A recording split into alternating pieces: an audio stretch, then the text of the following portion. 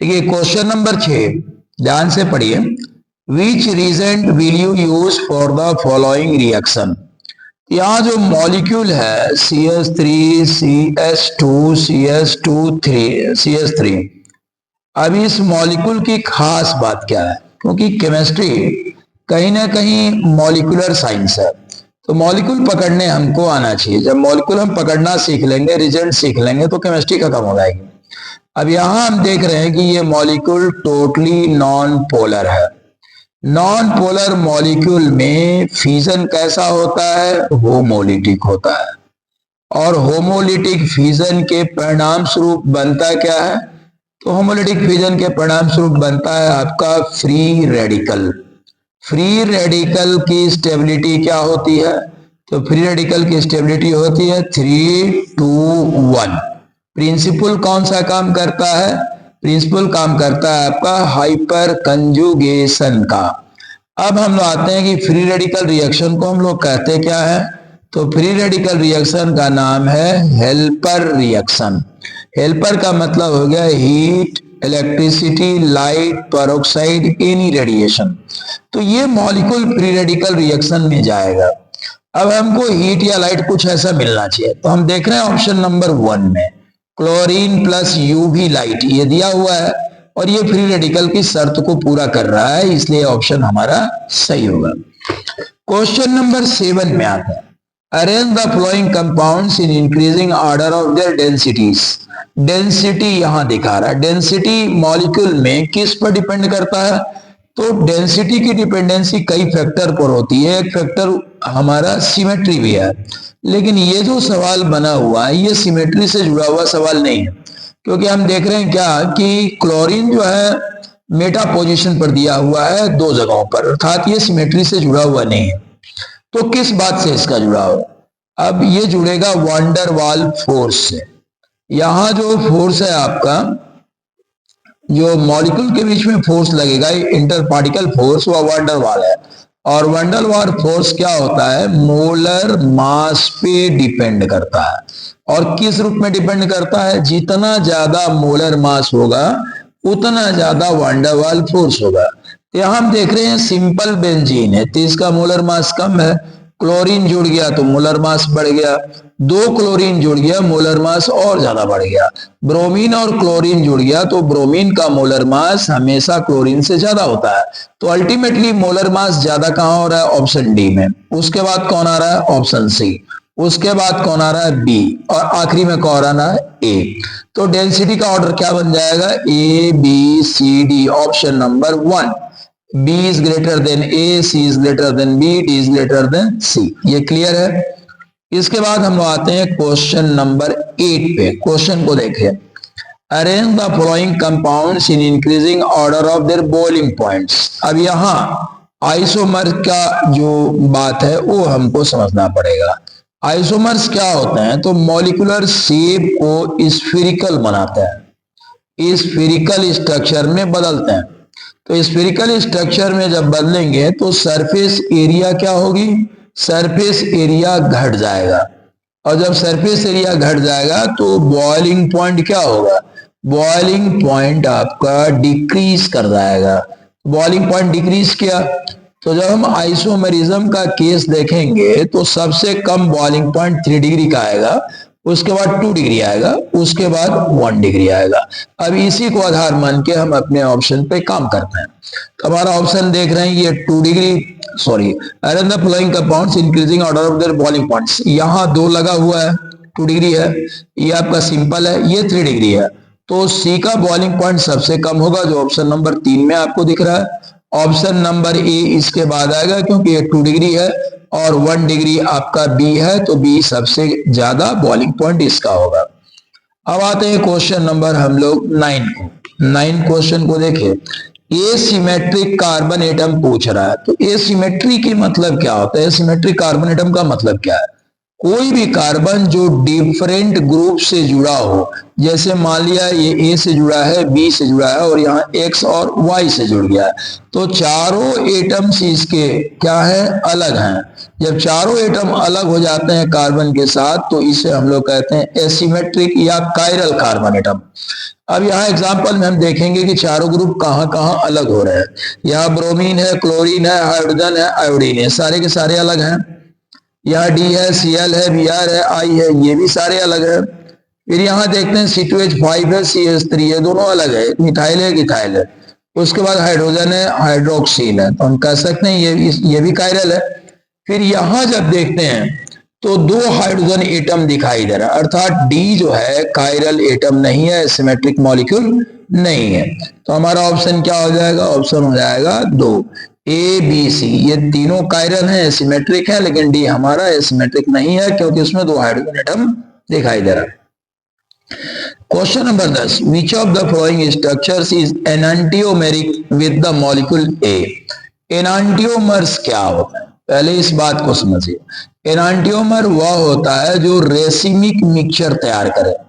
Racemic mixture, अगर equimolar quantity दो compound की मिला दी जाए और रेसिमिक मिक्सचर तैयार हो जाए तो ये दोनों एनांटियोमर्स कहलाते हैं। एनांटियोमर्स में होता क्या है, वाल्डन कन्वर्जन होता है, वाल्डन इन्वर्जन होता है, तो लैटरल शिफ्टिंग होती है।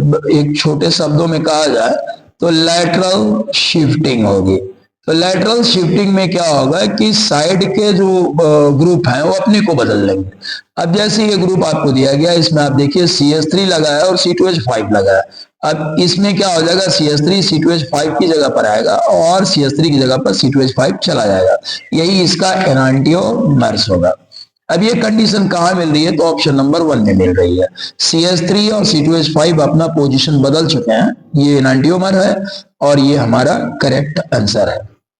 उसके बाद question number 11, which of the following is an example of vic डाइहैलाइड।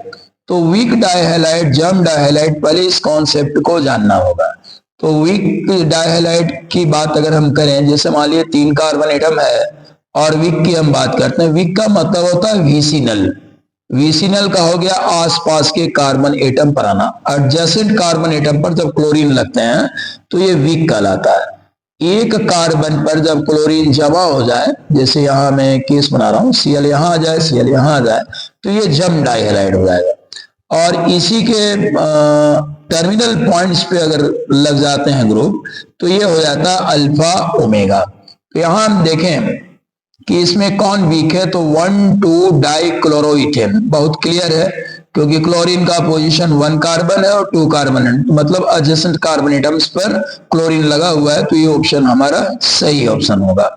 अब आते हैं क्वेश्चन नंबर 12 पे। क्वेश्चन नंबर 12 कहता है कि which the position of Br in the compound can be classified as. इसको ध्यान से देखिए, जब कार्बन डबल बॉन्ड के साथ जुड़ता है, जैसे मान लीजिए X डबल बॉन्डेड कार्बन के साथ जुड़ रहा है, sp2 के साथ जुड़ता है, तो इसे हम लोग कहते हैं वाइनाइल, ये वाइनाइल है। अब अगर कार्बन sp3 के साथ जुड़ रहा है और साथ में double bond adjacent carbon atom पर उपस्थित है तो ये कहलाता है एलिल। तो अगर हम यहाँ देखें तो ये क्या मिल रहा है हमको, ये एग्जाम्पल हमारा एलिल का मिल रहा है क्योंकि ये कार्बन है जो डबल बॉन्डेड है, उसके बाद के कार्बन के पास ब्रोमीन लगा हुआ है, अतः यह एलिल का एग्जाम्पल है। Question number 13, chlorobenzene is formed by the reaction of chlorine with benzene in the presence of AlCl3। Which of the following species attack the benzene ring in the reaction? Benzene ring पर कौन attack करेगा? ये सवाल बहुत simple है, अगर आप ध्यान दें। बेंजीन रिंग में खास बात क्या है, तो बेंजीन रिंग में 3 आपको पाई बॉन्ड है, या हम कह सकते हैं कि बेंजीन रिंग इलेक्ट्रॉन रिच है, इलेक्ट्रॉन रिच है। अब इलेक्ट्रॉन रिच पे अटैक कौन करेगा? इलेक्ट्रॉन रिच पे वही अटैक करेगा जो इलेक्ट्रोफाइल होगा। तो इलेक्ट्रोफाइल इलेक्ट्रॉन रिच पॉइंट पे अटैक करता है और इलेक्ट्रोफाइल क्या होते हैं? पॉजिटिव चार्ज जिसके ऊपर होता है वही इलेक्ट्रोफाइल होता है।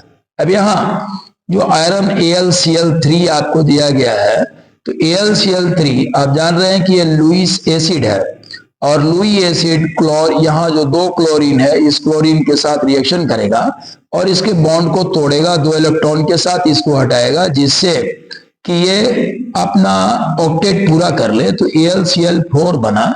अब चूंकि अपने ताकत से ऊपर की वैलेंसी दिखा रहा है इसलिए नेगेटिव चार्ज यहां आ जाएगा और ये बन जाएगा Cl+। तो जुड़ कौन रहा है? बेंजीन रिंग से जुड़ रहा है Cl+, जो हमारा ऑप्शन आपको दिख रहा है इस जगह पे Cl+। 13वां का आंसर हो गया 2, जिसे हम लोग कहते हैं chloronium ion. Ethylidene chloride is an example of. अब यहाँ इसको समझने के लिए ये टर्म्स है और टर्म्स को याद करना थोड़ा दिक्कत होता है। तो एक चीज जो हम लोग पढ़ते हैं इथाइलिन ग्लाइकोल, ये आपने पढ़ा होगा। तो इथाइलिन ग्लाइकोल का फॉर्मूला सबको मालूम है क्योंकि यह क्या है? एंटीफ्रीज मटेरियल है। इसका फॉर्मूला होता है CH2OH और CH2OH। अब ये क्या हो गया? आपका वीक कंपाउंड हो गया। और इथाइलिडीन जो है वह क्या होता है? इथाइलिडीन जो है जम कंपाउंड होता है। जैसे यहाँ Cl लगाते हैं, यहाँ Cl लगाते हैं तो ये जम हो गया और इथाइलिडीन जो हम बना रहे हैं, तो इथाइलिडीन में इसकी वैलेंसी आप पूरा कर दीजिए हाइड्रोजन के साथ, तो ये आपका इथाइलिडीन हो गया। इथाइलिडीन हमेशा जम का ट्रिवियल नेम है। तो क्वेश्चन हमारा क्या बनेगा? जम डाई हाइलाइट, ये हमारा आंसर है। इसके बाद क्वेश्चन नंबर 15 आपको दिया गया है, what is a in the following reaction. अब फॉलोइंग रिएक्शन में ए क्या है? तो क्वेश्चन नंबर 15 को अगर आप ध्यान से देखें तो ए के बारे में पूछे, मतलब कि ये प्रोडक्ट आपसे पूछ रहा है, प्रोडक्ट क्या बनेगा। रिएक्शन को ध्यान से देखिए कि रिएक्शन किस किस्म का है। यहाँ अंश इस जो HCl है इसका फॉर्म क्या है? HCl आपको H+ और Cl- के रूप में दिखाई दे रहा है इस जगह पे। तो कभी भी पॉजिटिव आयन बेंजीन रिंग पे नहीं लड़ पाएगा, अनसेचुरेशन इस जगह पर है। अब इस जगह पर अनसेचुरेशन है तो अटैक अनसेचुरेशन के पॉइंट पर होगा, अर्थात डबल बॉन्ड पे अटैक करेगा, एडिशन रिएक्शन चलेगा। और एडिशन रिएक्शन का किसके अंतर्गत चलता है? मार्कोनिकॉफ लॉ के अंतर्गत चलेगा। तो मार्कोनिकॉफ लॉ कहता है कि क्लोरीन वहां जुड़ेगा जहां हाइड्रोजन की संख्या कम है, तो हाइड्रोजन की संख्या CH पर कम है। तो हम यहाँ जो प्रोडक्ट देख रहे हैं इसका, तो प्रोडक्ट इसका बन जाएगा तीसरा, जो दूसरे नंबर के कार्बन पर क्लोरीन जुड़ेगा और पहला इस साइड से पहला उस पर CH3 जुड़ जाएगा। तो ये आंसर हमारा हो गया। अब आते हैं हम लोग क्वेश्चन नंबर 16 पर। क्वेश्चन 16 का स्टेटमेंट है, a primary alkyl halide would prefer to undergo. अब यहां देखिए ये प्राइमरी एल्काइल हैलाइड की बात कर रहा है। प्राइमरी एल्काइल हैलाइड मतलब सिंपली आप RX से इसको शो कर सकते हैं। तो प्राइमरी एल्काइल हैलाइड में अटैक किधर से संभव है? अटैक करना बैक साइड से आसान है, अर्थात OH- अगर सपोज कीजिए अटैक करने आ रहा है तो RX है, तो यहाँ अटैक करना इसके लिए आसान होगा।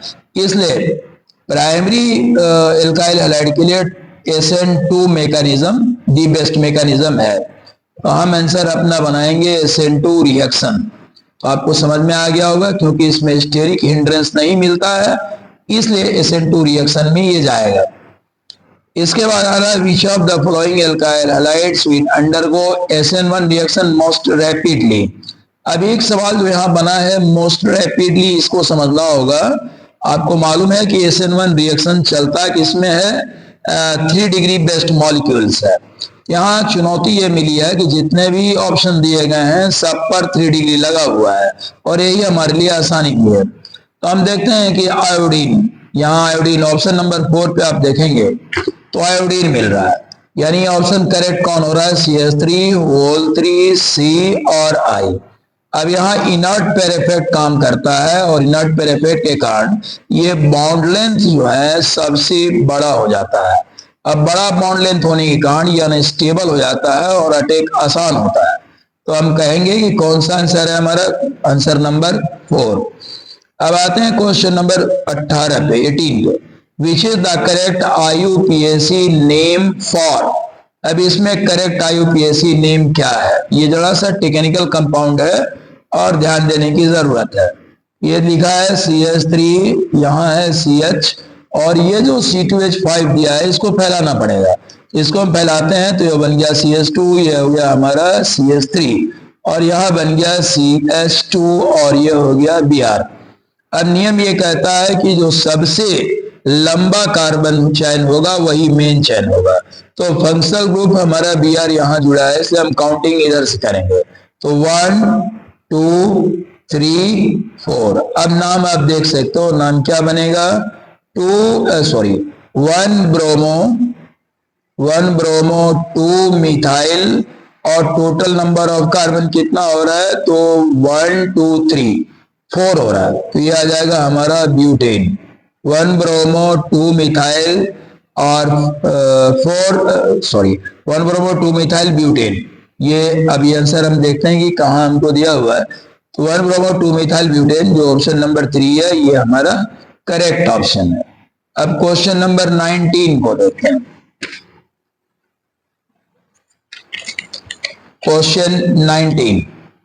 क्वेश्चन नंबर 19 ये कहता है कि what would be the correct IUPAC name for di ethyl bromo ethane. अब ये ट्रिवियल नेम आपको दिया गया है, डाई इथाइल ब्रोमो इथेन, इसमें और कोई नाम नहीं है। तो हम इसको देखते हैं, डाई इथाइल ब्रोमो इथेन लिखा कैसे जा सकता है। ब्रोमो इथेन दिया है तो ये बन गया हमारा CH, और ये CS लगाते हैं, वैलेंसी इसकी पूरी करते हैं थोड़ी देर में। डाई इथाइल, तो डाई इथाइल ग्रुप हम यहाँ लगा दिए CH3, और यहाँ लगा दिए इसमें डाई इथाइल ब्रोमो मीथेन दे रहा है, तो डाई इथाइल ब्रोमो मीथेन है, तो C है। अब यहाँ देखिएगा, यहाँ हो जाएगा C2H5, और आप यहाँ लगा सकते हैं C2H5। इसके बाद डाइथाइल ब्रोमोमीथेन यहाँ हमने लगा दिया Br, और इस जगह पर लगा दिया हमने H। तो इस हिसाब से आप चैन को लंबा करेंगे, तो चैन जो लंबा होगा यहाँ हो जाएगा CH2, लास्ट में हो जाएगा CH3, नीचे आएंगे तो बन जाएगा CH2 और नीचे हो जाएगा CH3। यहाँ हो गया Br, और इस जगह पर हमारा हो गया 1। अब काउंटिंग करने का नियम यह है कि उधर से काउंटिंग करेंगे कि फंक्शनल ग्रुप को मिनिमम नंबर मिले, तो किधर से भी आप जाएंगे तो फंक्शनल ग्रुप को मिनिमम नंबर ही मिलेगा। तो हम यहाँ आते हैं 1 2 और ये हो गया 3 4 5। अब इस जगह पे जो ऑप्शन हमारा आ रहा है कि 1 ब्रोमो 2 मिथाइल ब्यूटेन। अब ये क्वेश्चन के 3 ब्रोमो पेंटेन यहाँ दिख रहा है आपको, तो 3 ब्रोमो पेंटेन इसका सही आंसर होगा, जो स्ट्रक्चर से आपको स्पष्ट हो रहा है। Question number 20, the reaction of toluene with chlorine in the presence of iron and in the absence of light. ध्यान दीजिएगा, क्वेश्चन बहुत महत्वपूर्ण है और ये समझना बहुत जरूरी है कि इस मॉलिक्यूल में दिया क्या हुआ है। The reaction of toluene with chlorine, और टॉल्यूइन का रिएक्शन कराया जा रहा है क्लोरीन के साथ, तो टॉल्यूइन का रिएक्शन क्लोरीन से कराया जा रहा है, और यहाँ डार्क दिया है। अब ये अगर फ्री रेडिकल मैकेनिज्म में जाएगा तो यहाँ CH3 पर अटैक होगा, जो फ्री रेडिकल मैकेनिज्म में जाने के लिए डार्क नहीं, इसको लाइट चाहिए, तो लाइट यहाँ नहीं दिया हुआ, अर्थात ये फ्री रेडिकल मैकेनिज्म में नहीं जाएगा, CH3 पर अटैक नहीं होगा। अटैक होगा कहाँ, अटैक होगा आपको बेंजीन रिंग पर, और जब बेंजीन रिंग पे अटैक होगा तो जाहिर हमारा प्रोडक्ट रिंग पे आएगा। तो रिंग पे प्रोडक्ट जो आप देख रहे हैं इस जगह पे बना हुआ है CH3, और ये हो गया हमारा Cl, ये मिक्सचर बनता है, तो मिक्सचर बनेगा इस रूप में आपका, और यहाँ CH3 हो गया, यहाँ Cl लग जाएगा, ये कंपाउंड है आपका। अब इसमें सिमेट्रिकल बेनिफिट इस मॉलिक्यूल को मिल रहा है, इसलिए ये हमारा मेजर प्रोडक्ट होगा और ये हमारा माइनर प्रोडक्ट होगा।